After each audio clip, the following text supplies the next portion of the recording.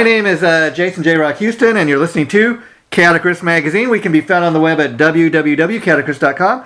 And my special guest for the day is lead singer Donald Carpenter from the band Blisskrieg. And let's get right into it, Donald. Now, I understand this is a fairly new project, so talk a little bit about how the band first got together, because from what I understand, it was it had a lot to do with the this COVID-19 stuff going on and the pandemic and being locked down and everything. So how did you and your other bandmates first put the project together? Well, I first became acquainted with these three gentlemen back in 96, 97 when their first band, Days of the New, came out. Oh, wow. With a groundbreaking record. I mean, groundbreaking for me, for sure, and obviously it had a lot of commercial success, and that really kind of took those guys off, and I followed them along their journey throughout the years, you know, from there to Tantric and so on and so on. And, at the same time, I kind of, by the time Tantric started, I had started my own journey. And, I got caught up. I was in a band called Submersed.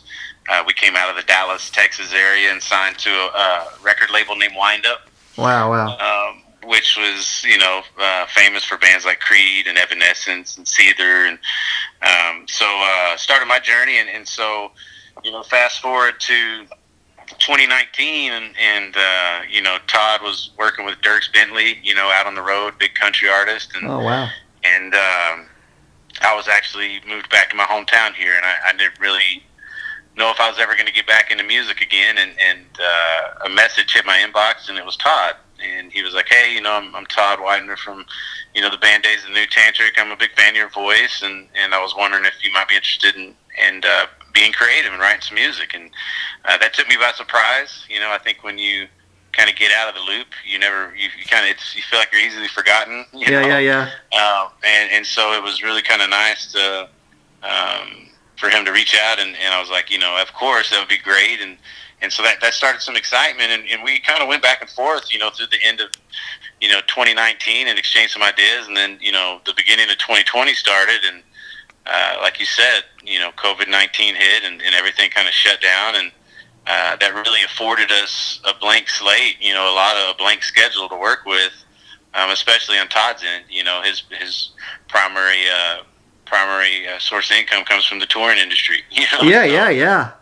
And it all came to a stop, and so he had some time to really put his heart and soul into something. And around that time, I know that Jesse and him and Matt, they've all kind of kept in touch, off and on throughout the years, but it was never really with any type of focus of creating. It was just really to kind of keep tabs on each other. And wow. And I know when everything slowed down, Todd was actually kind of starting to connect the dots, and he was like, wait a minute, I've got Donald over here as a singer, I've got these other two guys, let me see if everybody would kind of want to try to give this another shot. And then, they were obviously on board, and then he came back to me and asked if, I would facilitate this reunion in a lot of ways. And really, at the beginning, that's what it turned out, was really me being that humble servant and coming in and really giving them an opportunity to come back together and do something special. And over the process, fortunately, I feel like I was really kind of able to find my place in all of this, and it really became something, on its own and special. Well, that's a great story right there. And let me ask you, Donald, now, what's it like for you, not only just being the new guy of the group, but kind of, like you go from actually being a fan of these other guys that you're working with now. You grew up on the music they were making back in the day, and to actually, be in a band with these guys, and maybe, who knows, not just in a recording too, but maybe one day going to be playing a live show with them. I mean, that's got to be kind of an interesting transition, starting out as a fan of these guys, what they did previously, and then you're actually in a band with them now.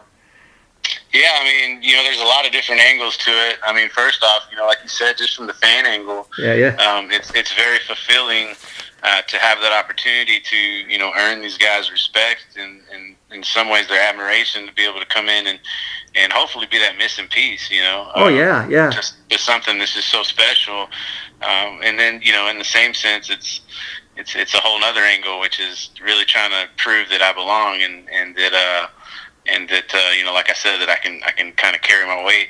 And so it's been a surreal experience, but I think now we're just such a brotherhood that it's almost like I've known them my whole life, and maybe that's amazing. Lives. And let me actually ask you, being with all this lockdown stuff, have you guys actually been in a room together? You actually met the guys face to face, or what's that process been like? Yeah, I mean, that was really kind of the first step, was to be able to get together after, saying, yeah, let's do this, and really see how it clicked, see what the chemistry was like. And, me and Todd had met in person before. Oh, okay. And so we were able to kind of have that connection. Feel that chemistry. Yeah, I mean, it really was, too. I mean, the first time we met, ironically, like the same night that he had sent me that message in my inbox, was when he was laying down to go to sleep in his tour bus on the bunk on the way to the next show, and Hollow by Submerged just happened to come on his, earbuds, and that really kind of woke him up and started this little rabbit hole journey of, seeing where I was at and inviting me to, kind of come be a part of it. And then, as we were going back and forth, he's like, well, where do you live? And I was like, outside of Dallas. And, he looked at his itinerary, and he just happened to be heading to Dallas that night. Wow. And so the next day, we were able to actually, share energy and share space. And, it was just an opportunity to sit down and talk, but we could tell right away that there was an energy there. So, once again, fast forward to, starting Blisskrieg, and we had to make time. I live in Texas. Jesse and Matt live in Indiana, and Todd lives in Nashville, and, the studio's at Todd's house. So we ought to make time to converge there, and that's what we did. And it was the best way to describe it's divine intervention. I think when you find yourself within that divine plan for your life, things just tend to come together very naturally. And from our personal relationships to the actual music itself, it was just such a natural process that, like I said, it really felt like we'd shared a life before. I feel like we may have been in a band in a past life. Almost like soulmates, in the sense of we're four guys in a band together. We're kind of meant to be together. Yeah, well, I think some of there's a lot of different aspects of this whole COVID thing that really not just made for better art, but definitely made for better foundation to start a band. Because like you said, there's no pressure to be any one thing or another. It was really just coming together and trying to enjoy the energy and the time, which thankfully came very easy.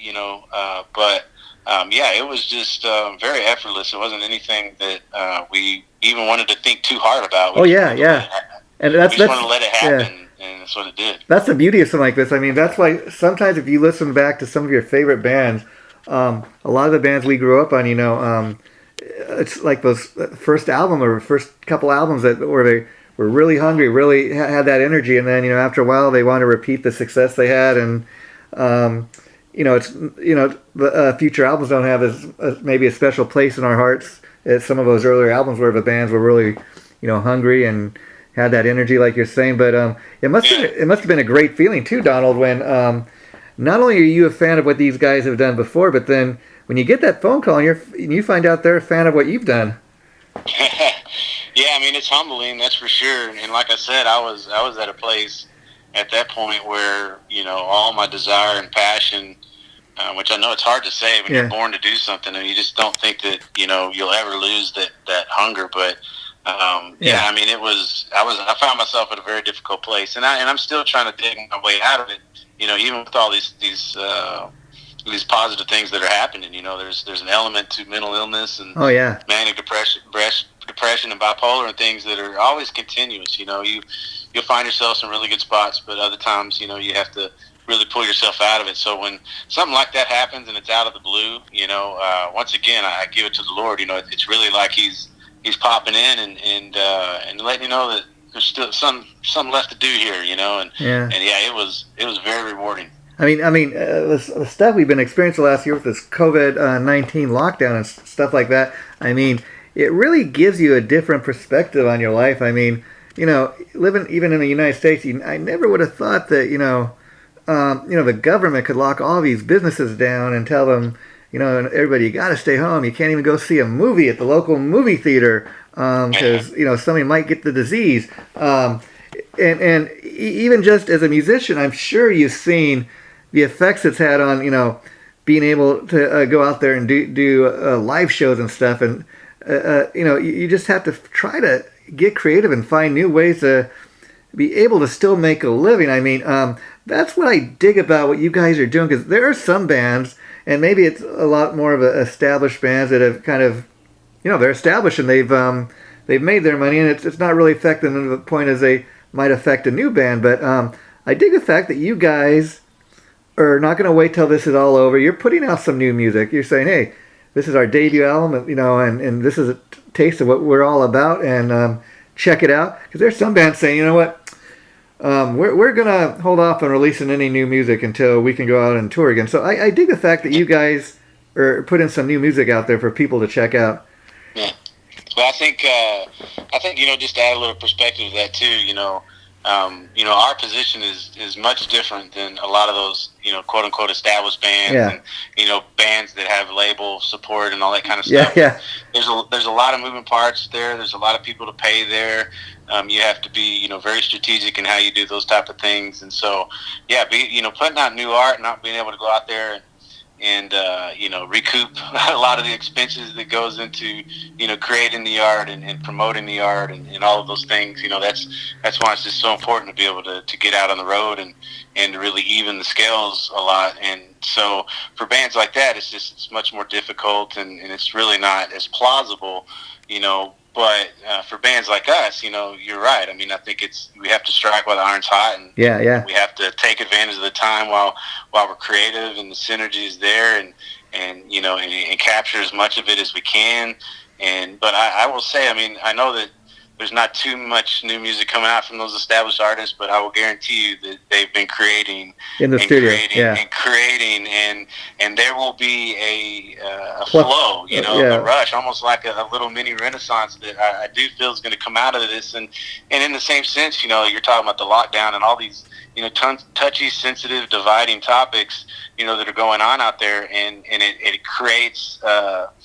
It creates that the dissonance that creates good art as well, and there's going to be a lot of things being said and projected out there via the arts that, I think maybe some of it's going to help, I think some of it's going to be necessary for the process of healing and to find that remedy, let me get that plug in there. Yeah, remedy. I like that. I like that because that's the title of your guys' album. And, I was reading the press release your publicist sent me, regarding the band, and it was just loaded, the press release you guys put out, and right away, I'll tell you, I seen the title of the album, Remedy. I thought, oh wow, okay, I don't know, maybe in light of what's going on these days, here's a remedy, here's something to kind of check out while we're going through this. So that's a great title. Talk a little bit about that.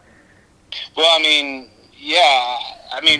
we can only really tell the story from our perspective, and a lot of what happens in that room is the subconscious, kind of coming through you. And so, I think as you develop a song, there is, more of a focused attention on what you're trying to say. But I think when it initially starts, I think it's very, subconscious, like I said. And so you're really just kind of trying to let the song tell its own story and you find yourself within it. But yeah, I think there was an element, of understanding when we got together that there was a lot going on in the world, and that we've always been a big believer that music can really kind of bridge a lot of those divides, and so I think there is some conscious intention to say that we need to create something that the world needs to hear. But you kind of what you do is you're to help the greater picture, you kind of focus on your little spot, and then you find that relatability within the common story. And so we really kind of went inward. We tried to tell our story, but tell our story in a way that we feel could bring some understanding and a little bit of healing to the world right now. Just our doing our little part, you know. Definitely not thinking that we have all the answers, but yeah, I think some of that process and the quote unquote remedy, I think is going to come from our arts, and is going to come from this subconscious expression of that higher self that longs for unity and longs for love and inclusion and all these things, and definitely not division and all these other things that we're seeing out there right now. So, yeah, definitely. I mean, as far as remedy, I mean, the thing comes to mind right now is like I'm thinking kind of, well, if this band Blisskrieg can't go and do a live show right now, perform for the fans live, at least you're giving us some new music. It's kind of like, thanks for coming along and entertaining me with your music. That is something that is really missing these days. And when you're talking about being in the studio together as a band, that's really a lost art for me. I mean, when I was growing up back in the day, bands always went in the studio together, and they would record live. And a lot of these classic albums we grew up on that I was talking about, if you listen to those albums, they really have a different sound. I mean, the modern way, everybody doesn't even have to be in the same room as we're talking about. So, I mean, that's just kind of an old school way of doing it. But I dig the fact that you guys were all in the same studio. You're all cutting it as a band right in the same room, together. Yeah, well, I mean, we definitely, just for full disclosure, we didn't go in old school it straight up, Okay. We're out tracking it out and then we overdub it, and I mean, we definitely used, some modern technology, modern day recording techniques. I think really what kind of brought that sense to it was, Todd's guitars and his ear for melody on the instrumentation, and all of the guys, we're all, fans of classic rock, and being able to bring that type of vibe to it, and so we were able to create that grand illusion for but I think it's appreciating things for where they sit in time, I think is always important. There's certain aspects like the song Remedy that's actually on the record, and it's really one that people gravitate to, as they should, because it's just such a gripping track, and it really speaks to you. But there's so many modern elements, that are on that song that would be really hard to kind of do it, in an old school type of way. So there was definitely an element of blending some of those worlds together, and just kind of bringing a lot of our influences, into that. Yeah, I guess what I'm talking about is even just, in conversation, you're telling me that, we all lived in the house, and where the studio was, in our bandmate's house or whatever, and just the fact that you guys are kind of in the same room, and not in 4 different states, phoning in, and kind of that's kind of just the fact that you guys are kind of creating the album kind of in the same room. You're in the same house. It's a unique way of doing it. You're exactly right, especially for a new band. I mean, I work in a lot of different situations, and there's other situations where I'm writing with other people, and it's over Zoom, or video conference and all this stuff, or you're just kind of switching things back and forth, and I mean, you can find some magic there, but it's just not as productive as getting into a room together and feeding off that energy. Somebody will spark something, and that brings out some excitement to somebody else, and they add to it, and that sparks something to somebody else, and it starts this whole snowball effect. And that's really what happened. We got in there, and Todd says it great. It's like channeling. It's like we kind of went in there and channeled this music, and we were in tune for that, and it came out of this one idea led to the next, and so on until we had the finished product. So it was a phenomenal experience. And let me ask you, Donald, what was the point in your life, like when you knew you wanted to go into music? Or, I mean, did you always want to be a singer? Did you start out as a guitar player first, or what was your story as far as all that goes? Man, it's interesting. It's a great question. I started out very young with music. I mean, I started with the kind of the basic, preschool rhythm classes, they would get in there and let us, bang on stuff and rattle stuff and do all that kind of stuff. And listening to music, I was always, from a young age, I was always listening to stuff. And, my family was sharing music with me and always had music going. And then, as I got older, I got into the band programs and I started playing more musical instruments, and, reading music and doing all those type of things. And as far as vocalizations, until I got to high school, really the extent of that was singing along to the radio. Yeah. You know, I lived out in the country as a kid, and so I didn't have, you know, a lot of like neighborhood kids, and so there were moments where I would spend a lot of time in my room just, you know, putting my favorite, you know, Boys to Men was really big for me, and I was mixing that with Metallica. And oh, interesting. And so I would sit in my room and just sing along to these records, and then when I entered my freshman year of high school, I remember showing up the first day of school, and I got my schedule for my classes, and I had signed up for art that year. I was already in band, but I had signed up for art. I wanted to take an art class, and I guess it ended up being a senior elective, and so they just stuck me in choir. And so I remember getting my schedule and being very upset that they had put me in choir, and then I had like band and choir. You know, even though about 6 weeks into it, I realized how lucky I was to have 2 music classes in one day. But that year, I really found out that I had a voice, and that, you know, it was a voice that was a little extraordinary. You know, it wasn't at the average line. It was above average, and you know, I had some success, you know, through the all-state tryouts here in choir, you know, singing classical type of stuff. But in the same sense, you know, that same time that I started choir was when, you know, Alice in Chains, you know, came out, Soundgarden came out, Live Throwing Copper, you know, all these grunge albums that really spoke to me as an artist, as a young artist. And so as I progressed through my high school years, that's where I combined my love for singing classical music with my garage band weekends, you know, playing cover songs. And really kind of blending the two. And then, you know, by the time I got out of high school and went to the Army and got out of the Army, I was really trying to figure out what I wanted to do with my life, and music was always there, was always a big part of it, and I felt like it was time to try to see what I could do with it, and that's when I started Submerged. Wow. Well, now let me ask you, very early on when you get into choir and you're just starting to do that, and you say you're kind of discovering your voice, did a light bulb go in your head? Like did you kind of realize at that point, hey, I got a pretty decent voice, I can sing? Or was it only after other people started telling you, hey, Donald, you know, you're a pretty decent singer? What was the story there?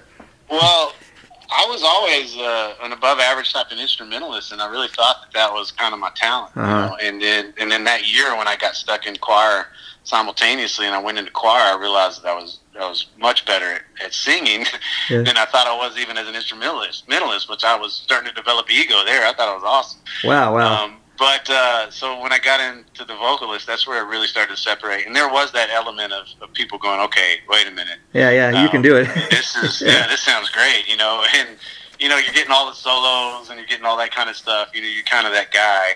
You become the guy really quick. But yeah, it was definitely something that I think anybody that has, you know, a talent like that, you tend to separate yourself, you know, once you kind of fall into the mix, you really start to separate yourself.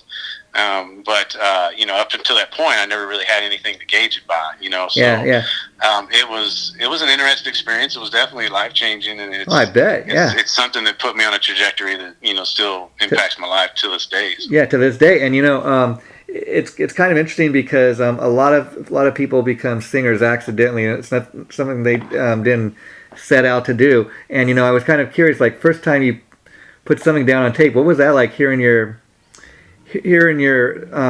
voice back, like on a recording that you did? Oh man, well, actually, in all honesty, it was during those GarageBand days, and it was pretty brutal. You know, I mean, I would get a lot of compliments and stuff, you know, trying to emulate some of these different voices that are obviously a little more difficult to do in some of those areas, and so I would get a lot of that. But hearing your voice back in the recording is really tough. I will say my first recording studio experience was, you know, when we started Submerged, we went in, it was literally just me and the guitar player at the time. We hadn't even, you know, put a band together yet, but we had, you know, 3 songs. Down on tape, Yeah, we went in, we need something to promote ourselves, you know, and so we went in and did 3-song demo with the man named Eric Delegard up in Denton, Texas. Okay. Real time audio studios up there. He's actually still working, and he's an incredible guy, and you know, he really kind of gave me my first, you know, studio experience, and I remember that was when, hearing the playback, I started to understand how it worked. Wow. You know, as far as like, you know, going in there and capturing something, and then, you know, having that playback, and really how you could, you know, tweak it and stuff. Yeah, well, you just really capture something that, can get those goosebumps. I mean, that's what you're looking for, is that goosebump, and yeah, it was an interesting experience. It's just one of those things I think you progress through. Oh yeah. Now it's really hard. I've never really been too happy. I can always find something that I don't like about anything I've ever done. Yeah. And I think really this record, and I'm glad that we actually came to this point, because I haven't really been able to mention this in too many interviews. This is really this was one of the first records where I was able to learn how to appreciate my voice. Wow. Just for what it is, just not to try to beat myself up or be too self-critical or anything, which I've always tried to use to drive myself. But, this was one where, Todd came in, and one of the only things that he really was adamant about was we weren't going to use any auto-tune anywhere on the record. Okay. And when we kind of made that decision, it really took a lot of the pressure off to try to, be perfect with anything. We all talked about how a lot of our favorite recordings have those nuances of imperfection within them, and they're not trying to be, smooth and just, like I said, perfect. And so it just really took the reins off, and I just kind of let it be what it was. I didn't try to change it up too much. Yeah. Yeah. Well, I mean, I was just trying to be emotional and just let it kind of come out of me naturally, and not really try to overwork it and overthink it. And to me, that's sometimes some of the best records I've ever heard. When you're listening to the guy singing the song, and he's really singing it from the heart. Like you can hear like it's a page out of his life story. And you can really feel that he's singing it from the heart. Yeah, it's. I think it's those moments where they're walking that line of beauty and absolute failure. Yeah. And so there's a couple of moments on this record where that's where we're at, and over time as a singer and a vocalist, I've always tried to play with textures and tones, and never really try to be one type of sound or vocalist. And for an album like this, a band like this, it's just so much fun to be that guy. Yeah, and you made a couple of points throughout this interview. One being that, like, interesting enough, you started out like a lot of people learning classical music, when a lot of people kind of have that notion, how can you like be in a rock band and you're into classical music? But a lot of people would be surprised. A lot of musicians start out learning classical music. I mean, even so much I've heard Richie Blackmore, the guitar player from Deep Purple, talk over the years. A lot of those hard rock Deep Purple songs, he was influenced by classical music, and a lot of guitar players he was in were these neoclassical guys. So that's what he does now. Yeah, that's what he does now. Yeah, and I was surprised because a few years ago his publicist sent me a Blackmore's Night CD, and I will tell people it sounds nothing like Deep Purple or Rainbow, but like a lot of people, because I heard it's kind of like folk music and kind of folky. I hadn't bothered listening to it, but then publicist sent me a CD. I thought, okay, I'm gonna listen to this because it's Richie Blackmore first of all, and kind of with open ears. And again, I'm much more of a Deep Purple fan, I'll say, but I was impressed because I listened to it with open ears, and this isn't half bad. Yeah. I remember actually hearing a lot about Richie Blackmore talk about that, and I remember having conversations as a kid with my grandmother trying to explain why I love Metallica. Yeah. And at the same time, like you were saying, I was in more of the scripted music and classical music, and I was trying to explain to her that Mozart was Metallica way before Metallica. I mean, all those amazing records, and Battery and all. Oh yeah, so true. Layered and harmonic, guitar runs and arpeggios and all these things. I mean, that's all classically rooted music, and sometimes we forget within our industrialized timeline of the world here that there was a lot going on long before us, and so true. Music in its original incantation was far different than our modern day sound. But to me, that's the beauty of the evolution. Even if you go back to like the 50s, where you had Elvis Presley and these guys like Chuck Berry, and later on you get B.B. King, and the blues turned into what it was then, and then even the Rolling Stones and everything from that, and Jimi Hendrix and so on. It just, the evolution of music is never ending. And I agree with you. Music is the one thing that I really think is truly the universal language. I mean, music's the one thing I really think can bring people together. It's just that powerful. And I wanted to say too, I was reading your press release. Another thing that I found interesting is just the name of the band. You hear Blisskrieg, but it's actually Blisskrieg, and I like the fact that it says something to the effect that Blisskrieg is kind of means death or something, but you're like, we change it to bliss because we want it to kind of have a happy feeling to what we're about. It's really there's just so much power in the word and power in the symbol and all these things that have been used against us and turned against us for generations after generations, and this was one of these play on words where we're kind of taking that back a little bit and we're putting a positive spin on a negative, and that was Blitzkrieg, which is the German word that stands for lightning war. Yeah. So blitz, lightning, and then Krieg, war, and for us bliss is love. It's a loving feeling, it's a loving environment, and so this is more of our loving war. It's about taking that aggressive approach to the positive as much as we take that aggressive approach to the negative, and for us that's through our music. And I wanted to also tell you, Donald, I haven't had a chance to hear the entire album. The publicist, your publisher, she sent me like a download, so I'll have a chance later to hear the entire thing. But I did see the single, the video and the single, which is Inside of Me. And let me tell you, great track. And what I think is so great about it is just based on that one song. I mean, I love the song instantly. It's a great sounding tune, but I'm sitting there listening. I'm trying to think. Okay, what does this sound like? Does it sound like metal? No, it's maybe a rock tune, but it's just based on that one tune. It's kind of hard to pigeonhole you guys. And I wanted to ask. At the end of the day, it's just a great tune, and I think that's all that really matters. Labels don't necessarily really matter. People usually looking for like a descriptive, but is that something you set out to do, or like? We're just going to write these tunes, and whatever comes out kind of comes out, and it is what it is. Yeah, I mean, we literally sat down and wrote 10 songs, and those are the 10 songs that are on the record. And I was interested because we didn't go through a process where we went over 30 ideas and picked our favorite songs. We literally, when we say we just let it come out of us and we let it be what it is, we did, and we stopped at 10. And we loved everything that came out, and Inside Me, I think it's a great way to put it. One of the reasons why we picked that song particularly, because we really can't it's hard to pick a song as far as what we want to put out there to represent the band or the sound or what we think people's going to like. Everybody's going to find a different song they like on this record, and that's the way it should be, but we really kind of put Inside Me out there for a couple of reasons. Number one, because it's the first track on the album. So it's not necessarily a conceptual album, but there is an album that's intended to be listening from 1 through 10, right? Interesting.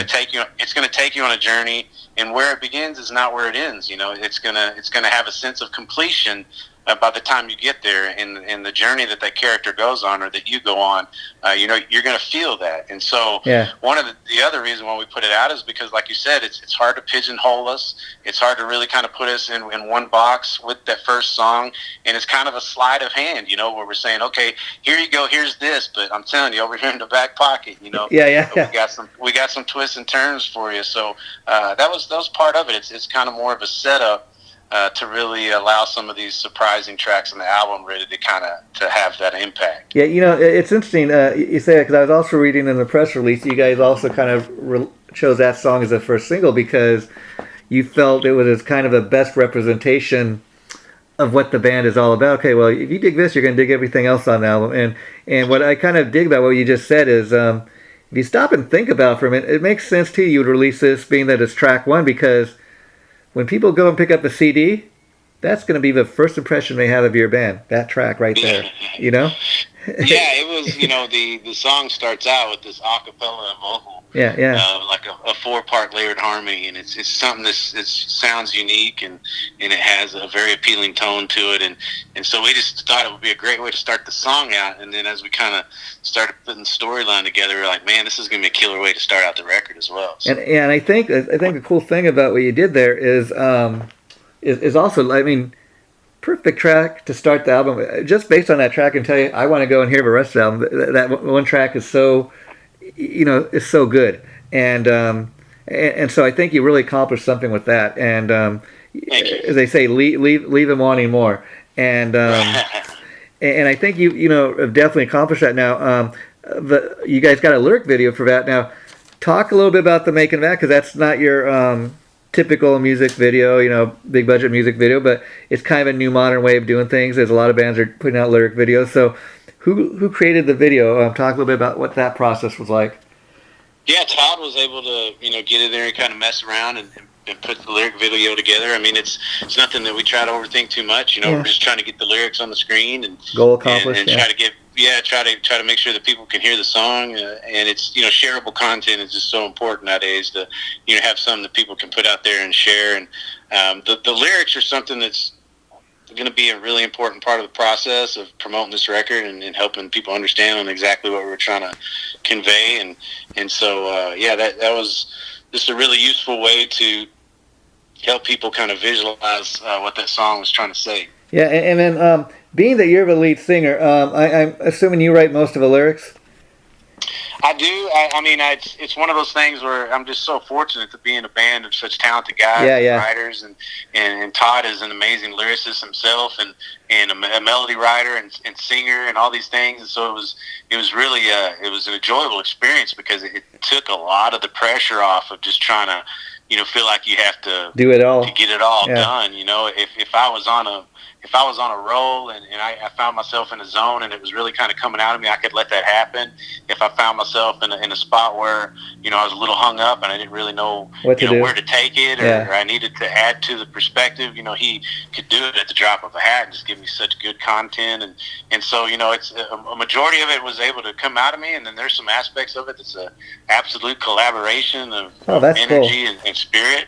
Yeah, and so it's really, we're just trying to do what's best for the song. And so it was just, I'm telling you, I can't say enough just how amazing experience it was. Yeah, it sounds like it. And the thing too is about any band or any album that's going to be really worth anything. It's all about the songs. I mean, any of these great bands that we grew up on, you got those classic albums in your record collection, so to speak, CD collection, whatever you want to say.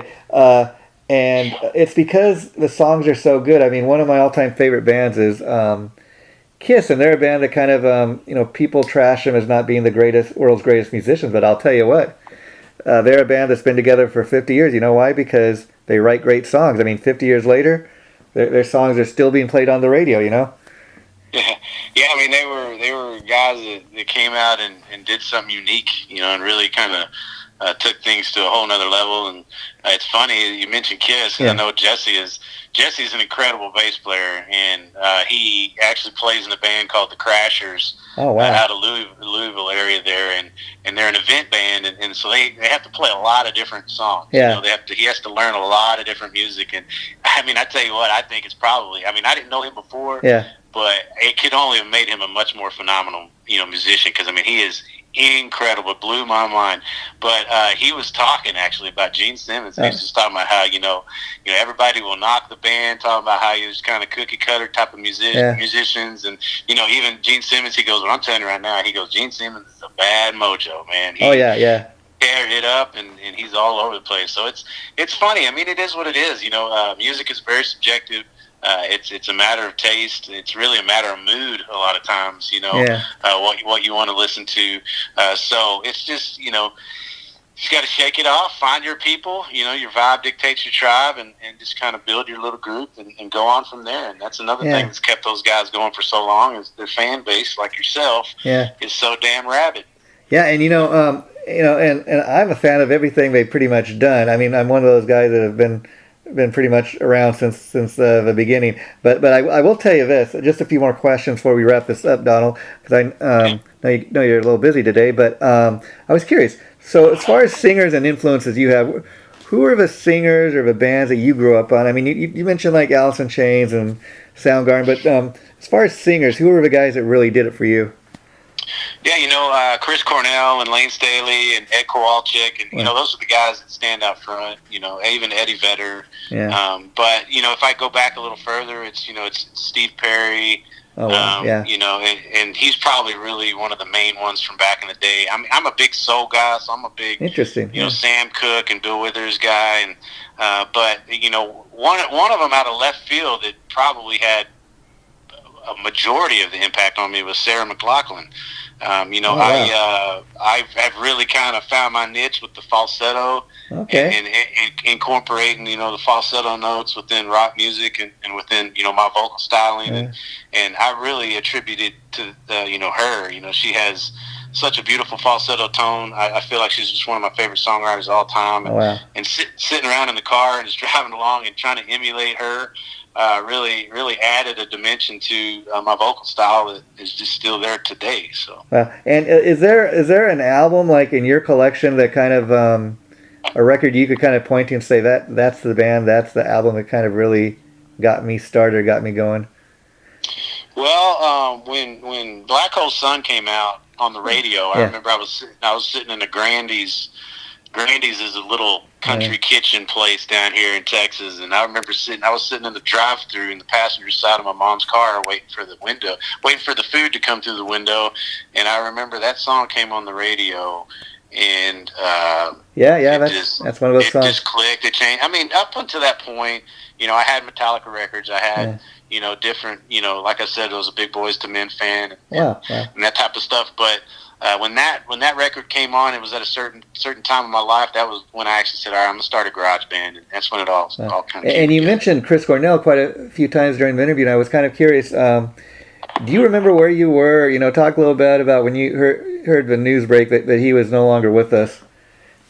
Yeah, I do. I was actually, we had just moved back to Texas. We'd lived in Florida for almost 20 years, and we just moved back to Texas, and we were living with a friend up in the Dallas area. I was actually managing and bartending a restaurant in downtown Dallas there, and I remember the news came through. I remember actually, asking to leave work. Wow, to go home.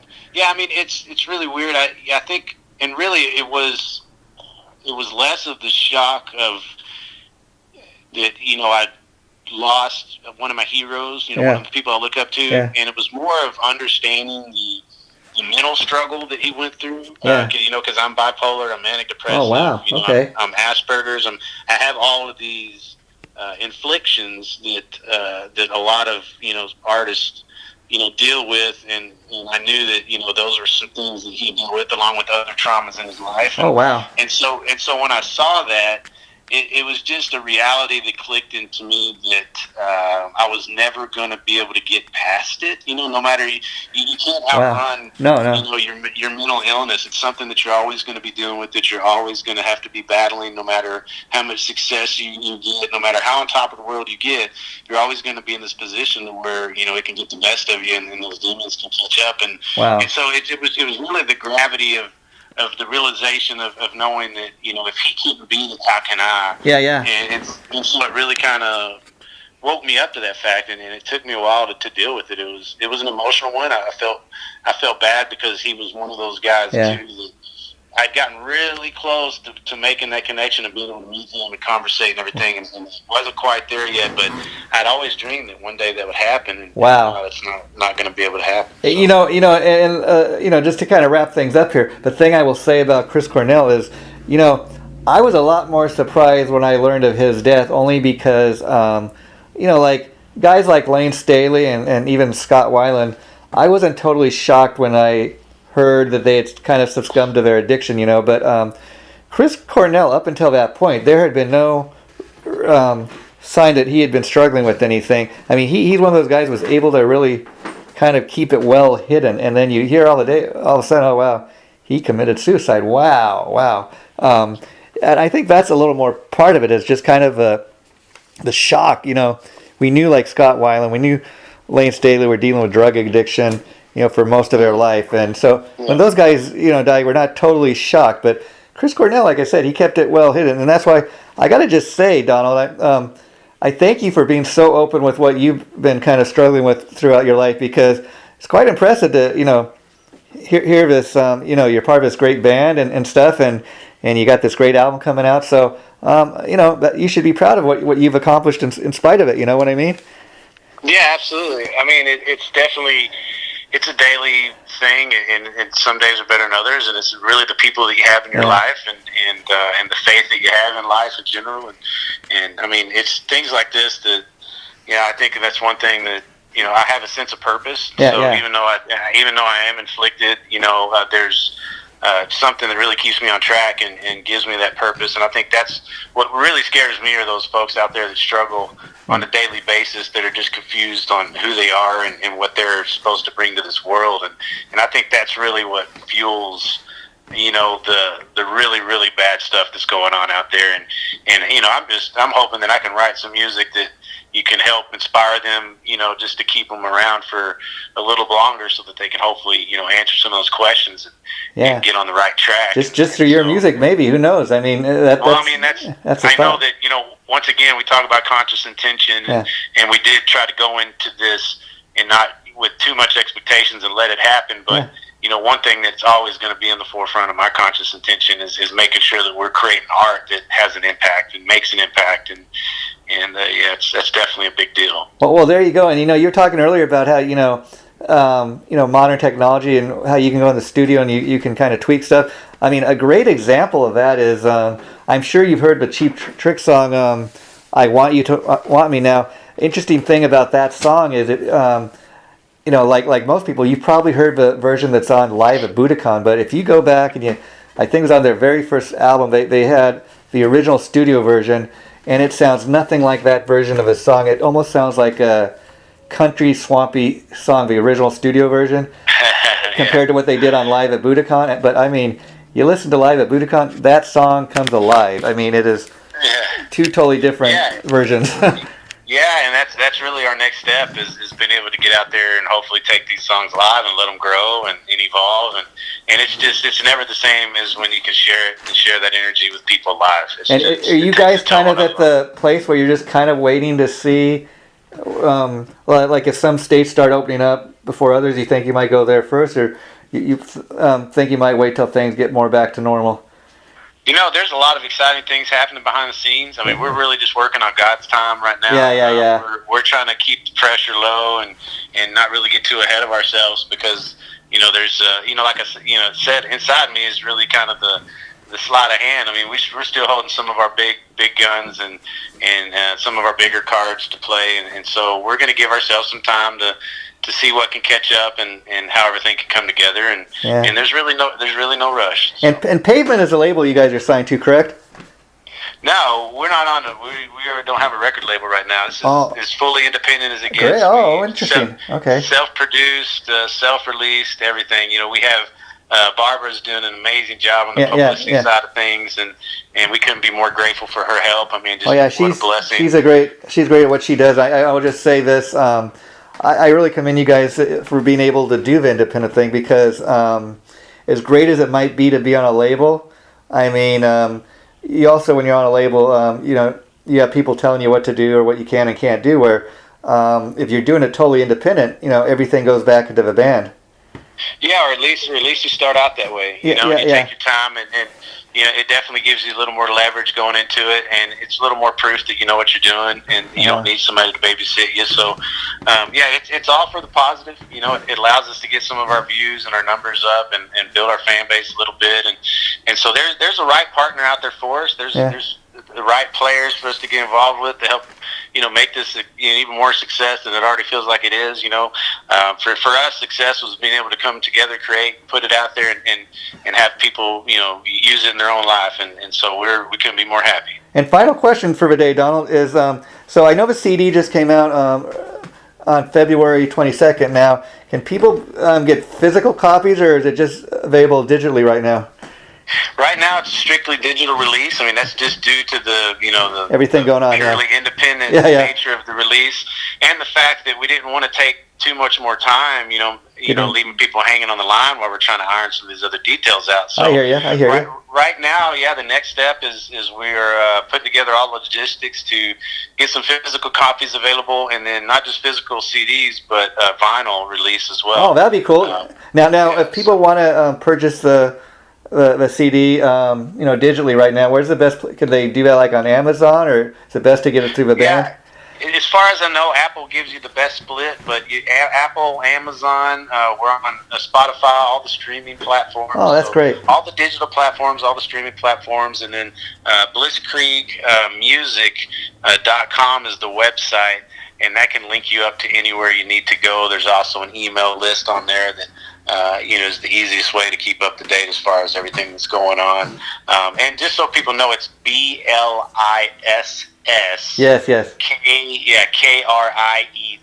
So Blisskrieg. And when I post the interview, we'll be sure to specify that. But I just want to. I'm sorry if I talked your ear off, but you got a great story to tell, Donald. I want to get word out about the band. And on that note, the interview will probably be going up within the next week or so, maybe even next couple days. So I'll let Barbara know the minute it goes up, and let's keep in touch, okay? Sounds great, Jason. Thank you so much for your time. God bless, and we'll talk to you soon. Take care, my friend. Bye-bye.